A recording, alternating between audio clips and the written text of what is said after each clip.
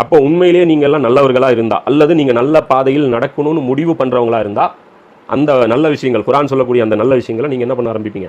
Follow பண்ண ஆரம்பிப்பீங்க. அது உங்களுக்கு லாபம் தந்தாலும் சரி, நஷ்டம் தந்தாலும் சரி. நீங்கள் லஞ்சம் வாங்கக்கூடியவராக இருந்தால் குரான் லஞ்சத்தை விட சொன்னால் நீங்கள் விடணும். நீங்கள் சிகரெட் குடிக்கிறவராக இருந்தால், நீங்கள் சாராயம் குடிக்கிறவராக இருந்தால் குரான் விட சொன்னால் நீங்கள் விடணும். முதல்ல குரான் என்னெல்லாம் நம்மகிட்ட கேட்குதுங்கிறது தான் இப்போ நம்ம தெரிஞ்சுக்க போகிறோம். அதுதான் குரானுடைய விளக்கம், நாலேஜ் வந்து நம்ம பார்க்க போகிறோம். அப்போ இதை வந்து நல்லா புரிஞ்சுங்க. இதுக்கப்புறம் தான் நீங்கள் முஸ்லீமாக மாற போகிறீங்களா, காஃபிரா மாற போகிறீங்களா, அல்ல நயவஞ்சகர்களாக வேஷம் போட போகிறீங்களாங்கிறது இதுக்கப்புறம் தான் முடிவாகும். முதல்ல குரான் வந்ததுக்கப்புறம் தான், அதுக்கப்புறம் தான் நாம் யாருங்கிறது நம்ம பேர் முடிவாகும்.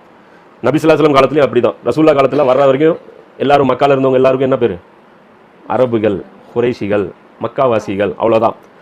குரான் கொண்டு வந்ததுக்கப்புறம் அது ஒரு ப்ரப்போசல் கொண்டு வருது, அது ஒரு வேலையை கொண்டு வருது. கொண்டு வந்ததுக்கப்புறம் கேட்டகரி பிரியுது.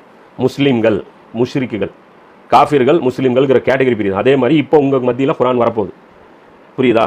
அப்போ நீங்கள் பயப்பட வேண்டாம். குரான் நீங்கள் ஃபேஸ் பண்ணியே ஆகணும் உங்கள் வாழ்க்கையில். இது வந்தால் தானே அப்படின்னா, நீங்கள் வரல, நீங்கள் குரானை விட்டு ஓடினீங்கனாலே நீங்கள் காஃபிர் தான். இதெல்லாம் நான் ஏன் தெரிஞ்சுக்கிட்டு நான் என் வாழ்க்கையை வந்து நான் ரிஸ்க் பண்ணணும் அப்படின்னு நினச்சிங்கன்னா, குரானை தெரிஞ்சிக்கல அப்படின்னா நீங்கள் வந்து காஃபிர் தான். தெரிஞ்சிக்க மறுத்தாலே அது அதை விட பெரிய குற்றம். அப்போ நீங்கள் தெரிஞ்சுக்கிட்டே ஆகணும். அதை ஃபாலோ பண்ணுறோமா இல்லையாங்கிறது ரெண்டாவது கட்டம். அப்போ குரானை பற்றி நம்ம முதல்ல போயிடலாம். குரான்னா என்ன? குரான் எங்கேருந்து வந்துச்சு? குரான் என்ன? அல்லாஹ்வுடைய வார்த்தை. அல்லாஹ்வுடைய வார்த்தை. குரான் வந்த ரூட் எது? ஃபஸ்ட்டு சோர்ஸு அல்லாஹ்வுடைய வாய்.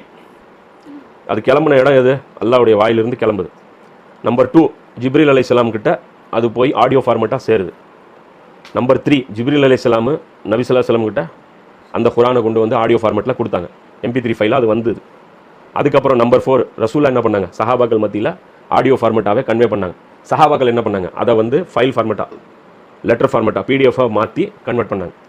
ஃபைல் ஃபார்மேட்டாக, MP3 ஃபார்மேட்டாக வந்ததை டெக்ஸ்ட்டாக வந்து மாற்றி, நம்ம ஸ்பீச் டு டெக்ஸ்ட்னு வந்துருச்சுல, ஸ்பீச் டு டெக்ஸ்ட்டாக மாற்றி இன்றைக்கி வந்திருக்கு. முதல்ல குரானுடைய மெட்டீரியல் என்னன்னு முதல்ல புரிஞ்சுக்கும். இது குரான். அப்போ இதில் நிறைய ரிசர்ச் எல்லாம் இருக்குது. அல்லாஹ்வுடைய வார்த்தைங்கிறது அது பயங்கரமான வெயிட். இப்போ நம்மளுடைய வார்த்தை அப்படின்னா SPB குரல் இருக்குன்னா, அந்த குரல், அந்த வார்த்தைக்குன்னு ஒரு இது இருக்குது, வேல்யூ இருக்குது. அது மாதிரி அல்லாஹ்வுடைய வார்த்தைக்குன்னு ஒரு வேல்யூ இருக்குது. அதோடைய அது தனி ரிசர்ச்.